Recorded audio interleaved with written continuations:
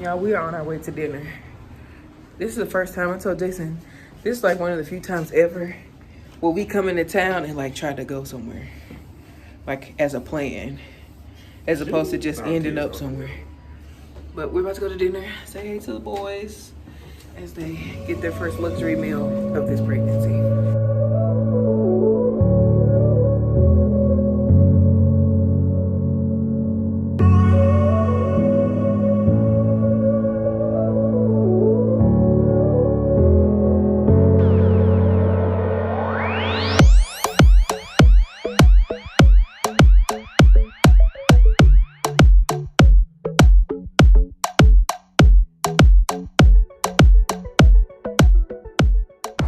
Babe, how was dinner? A1. If you're ever in Birmingham, you ought to go check out the old place. But just make sure that they park the car correctly. Yeah, y'all. Jason's car, his rear view, his side mirror got cracked. And I just paid that call. But you know, they still know the devil. So we're gonna have to call them tomorrow to get it fixed because it is. How come every time we come in here the floor is wet? What is going on? It shouldn't be that way. But yes, dinner was great. We are back in the room. We were gonna get donuts, but we ended up getting dessert there. So I guess we'll save that for tomorrow. Y'all should have seen some clips of dinner, but I am tired. I am beat.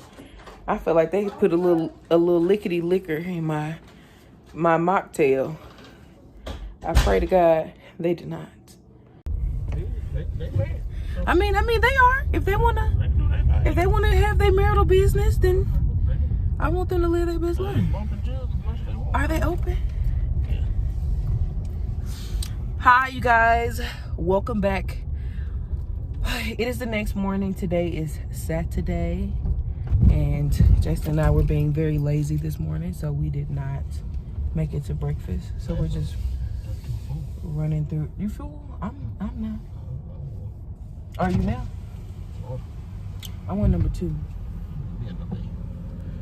Can I get your order? Hey, how you doing there, ma'am? Ma'am, can I get 2 number 2s, ma'am? Say again there.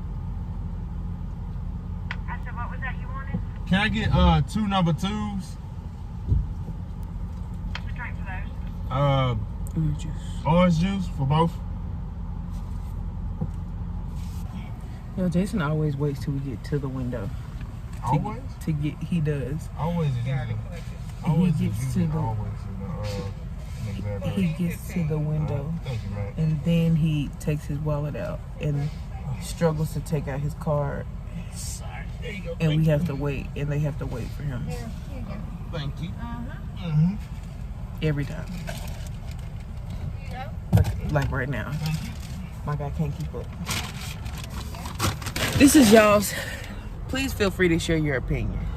But if a Christian rap song make you want to twerk, is it right? You should check yourself about that. I got in the car. Jason was listening to this song. You can't play it because of copyright. But no. if Oh. I'll leave it. I'll put this. It's called "Add It Up," featuring Cannon, the Rich One. First of all, the Rich One is a Christian rapper. And Rapzilla. Rapzilla is a Christian rapper. Look, bro, this is all on Apple Music. What my guy say last night? He said they want to be rappers before they Christian. Ain't that what he said? Bro, look. Let me tell y'all something.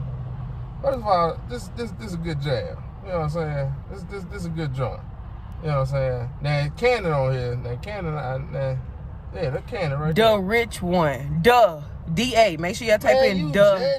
D-A. The Rich One. You know, that's the difference between saved folk and church Listen, folk. but you don't wear them white stockings like I do. If it makes me want to twerk, don't twerk. Is it a Christian song? When I go into the bank, it make me want to take out. And the song is called "Add It Up." Add it up. What we adding up? You didn't even listen to the song. Okay, I'm gonna listen to it. Listen to the song. We gonna listen Stop to it. Judging. You just like them church folks. See, this is why so many folk leaving the church, because of folk like you. Oh, you sitting all the way in the back. You wearing holes in your jeans. Now, when would I ever? No. I'm just saying you being real judgy right there, and you portraying and perpetrating. Not you couldn't get the word. Perpetrating. It's a P word. That's a Nelson slur. Nah, you perpetrating. It's whatever you. It make me think of old girl on what's that movie with the cats? And it's like mice and they like immigrating to America. It's a Disney movie. No, the mice are immigrating to to America from like Russia or something. I'll find it. But she said, "Where's the secret weapon?" You don't remember that? It was like a big fat rat. She was like the matriarch. Nah, I ain't catch so. But y'all, we are going to the Civil Rights Museum. I'm super excited. Like, I don't think we've ever been to the one in Birmingham. Not together. So I am excited. Yeah, not together. I'm excited to go see it, walk around, get some Black history in our system today. And then I'll probably end the vlog here because I have in the vlog at the museum because we have a lot of catching up for Vlogmas to do. We have a couple other plans today, but we'll start in the next in the next vlog at a later time. Ain't gonna do nothing.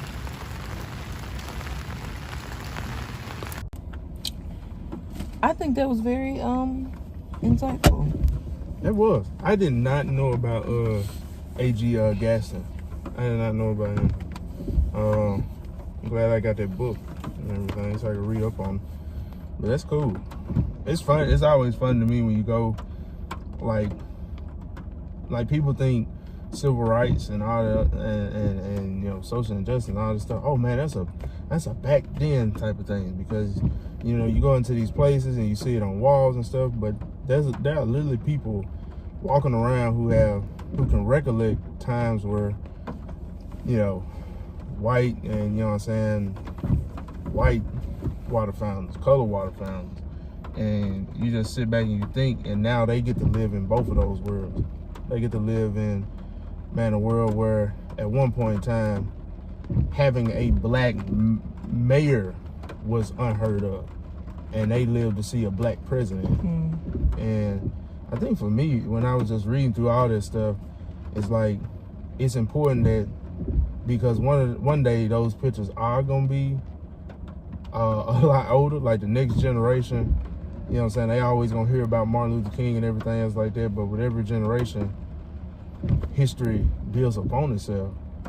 So it's always cool to like go to different places, go to different historically Black places, and remind like your kids of, you know, it ain't always been like this, you know, and I get there's like, you know, of course, and not to minimize anything, the social injustice that we go through, but people literally couldn't go vote.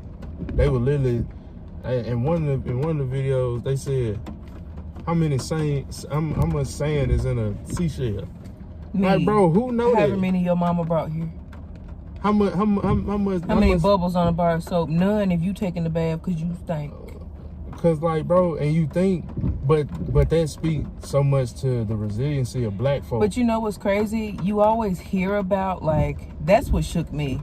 I always heard about, like, you know, they had ridiculous questions that they would make them take on the test. But I thought that they were like, when they say ridiculous, I was thinking like ridiculous, unrealistic for them to know them because maybe it was too advanced, like trying to get them to do super big math problems or something like that. But that's a whole nother level of ridiculous. Like, you knew there was no answer to this question when you posed it. That's why you put it on there. Right. As opposed to, there is an answer, you just not smart enough to figure it out. Because now I didn't know about that, but I did know that when they would come to the poll test, they would ask like, who was the 13th president? My God, I don't know. Nobody knows that. But to ask questions like that, like, it's some really, really, like, and people, and hate is taught. Like, you already enter into the world and seeing with all these, you know, with all this stuff. But to literally teach people, like, you hate folks so much, you so fearful of change for whatever reason, because the reasons are a plethora of whatever. that you will literally, and people get on video and they literally make these laws, and you look back 30 some odd years ago, sitting in the seat that we sit in, this was like folks day to day. Like folk knew it was like stupid. Like you really just don't want me to. It was like the whole law that was passed against no boycotting. Man, you can't tell me to get on the bus. That really shook me because I didn't know that they tried to make like legislation around stopping black people from boycotting. You cannot lawfully require that I not hop a ride with my friends so I don't have to ride the bus. Like, that doesn't make sense. How can you tell me that I can't carpool, refuse to use services, or I can't walk, or any other thing? Like, man, are you out of your mind, bro? The other thing that got me, and real quick, trigger warning. For me? No, just in general for people who are watching. The 4 little girls who were killed at 16th Street. There's a portion in there, and of course, you guys, we could take video. I wanted to take video, but we were not allowed to take video. Jason did take some pictures. Most of them are for our boys, so I don't, there may be some that he is okay with sharing. However, I was walking through the exhibit about that particular case, and though there were men who were convicted of that bombing, many of them did not get convicted until years and years later. I mean, one of them got convicted in his 70s and died 2 years later. He lived a full life. Unprosecuted. And then went to jail and died 2 years later. Like, there was one guy, he was in jail already for, and this is the trigger warning, molesting his stepdaughter. He had went to jail for that. So think about, had justice been given to him when it was supposed to be given to him, that person's life wouldn't have been negatively impacted. But because people are constantly trying to save these, all of them were in the Klan, these white oppressors, everybody's life is ruined. Not just the black people, everybody. Because if you big and bad enough to do something like that and you can get away with it, what else do you think your brain is going to tell you can get away with? It just made me think how people can sleep at night. Like, how can you like be the person to go over to this church over here, take I think they said sticks of dynamite, put it at the base of that church, and blow it up. Just going, just intentionally killing people, strictly off nothing. Like, people, you hateful because you was taught to be hateful, and they was taught to be hateful, and your dad and his daddy was taught to be hateful for no reason. You don't got no reason. I think one of the biggest things that hit me while I was in here was, so on the same day where the church blew up and the 4 little girls were killed, I ain't gonna say passed or died, they were killed, there were 2 other incidents that happened other parts of the country. One little boy was riding on a bike with his brother. Imagine having just you and your brother chilling, having a good time riding down the street, and all of a sudden your brother falls off the bike. You think, oh man, he just fell. When in actuality, he was shot twice by another little boy. By another little 16-year-old boy. And this what got me. He was on a motorbike. Right. I'm on a bicycle. You know what I'm saying? You zooting past me. And you shot and killed me. And the biggest thing about that, you don't do no time. And you in juvie. They said because he was a honor student and had no legal issues before. Don't that sound familiar? And then there was another instance, same day. A little boy was shot and killed by the police because he allegedly threw some rocks. Throwing some rocks at a car. Right. Murdered. It just made, and when I was reading those things, and I took pictures of those 2 boys, because here's something that I was thinking about the whole time I was walking through the museum. There are some people that are just gonna be hateful. There are some people who their whole intention in life, they've been taught to slow the progression, and I ain't gonna even say a people, I'm gonna say a black folk. Like, you know, we go into these jobs, all these microaggressions and everything else like that.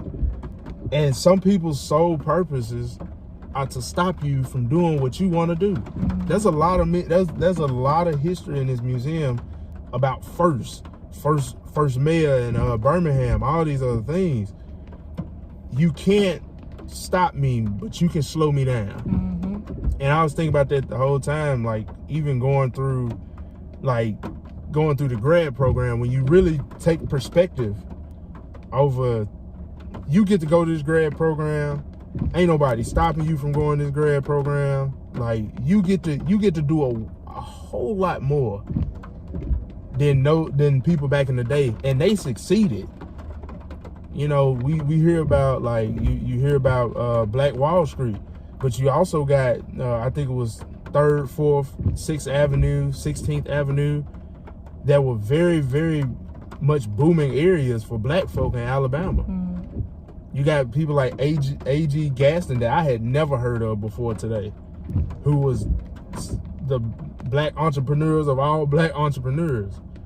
And you just, you know, it's just funny just to think about, just to think about those 2 little boys that you're gonna have to raise 2 black boys, regardless of whatever. To some people, that's all they're gonna see. Can I show them the book you found? Yeah. Y'all, Jason found the nicest books in here. Like, yeah. I was like, these are so on point. Like, so one, this is who Jason was talking about earlier. Get the book. Go Google A.G. Gas. I know I'm not supposed to be on this video, but go Google this. And in the words of Jason, the words are big, so you can read them fast. Yeah, them big. I like big words. He also found this book, which is really nice. I like it. I like it. Said Son of a Black King. Son. Black King. Both of them. Oh, it says "Son, you are a king." That's what it says. Oh, cool. I want to save the one I like the most for last. And then, of course, this one, "The Joys of Being a Black Boy," a little black boy. And then this one is the one he surprised me. I was like, "Oh, this is so nice." Twinsies. Of course, you guys know that we are having 2 babies. We're having 2 little boys, and I am just having a lot of feels about that. You guys know I told y'all before I struggle with anxiety and all those thoughts, and so I want my little boys, Jason and I, different opinion as it pertains to this. I want my little boys to be ready for anything. I want them to know who they are, whose they are, and be ready to defend themselves at any cost, by word or by force, whichever one is necessary at that time. But just seeing that book, I can't wait to teach them, and for Jason to teach them about how much power there is in being black, how much our history is about strength and power and talent and vision and God, how much of all of that is wrapped into that, and how they will continue that legacy from where we stop it. Jason and I talk a lot about how different he and our parents, our childhoods were. And I just think about how awesome the baton was passed to us. His parents passing their baton to him, and mine passing theirs to me. And what are we gonna do with that baton? Are we gonna just do what they did? Like, you know, they went to school, or they got jobs, or they bought houses, or they whatever, insert accomplishment here. We just meet the goal that they meant, or do we exceed it and do something exemplary and life-changing and generation and legacy changing, so that we can pass the baton to our boys so they can supersede our legacy? It was I don't know if y'all did this in school, but we did, and it was a part of Black history. And so back when folks was coming along, women would stitch quilts, and they would take quilts and they would put their own juice on it. They had like old fabric, and they would keep doing that generation and generation. And when I think of generations coming along, I think of that like that. So every generation, the quilt should get bigger. The quilt should be more detailed. You know what I'm saying? After a while, grandma, you know what I'm saying, she put her cotton on there. You know what I'm saying? When it get to you, you know what I'm saying, you put your silk on there and everything else like that. And through time, that quilt becomes bigger and bigger. And one thing that I think me and LaBrea have come to understand is that, you know, we have to be it has to be a generational pivot. You know what I'm saying? I feel like you're going to leave a legacy regardless. You know what I'm saying? However you is, however you do, whether you was good, bad, or whatever, you're going to leave a legacy. Yeah, Hitler left a legacy. Infamous. So what are you gonna do? What is gonna be your generational pivot? What's the thing that your kid by no means will experience on your watch? You know what I mean? For me, it's always been I honestly, in my life,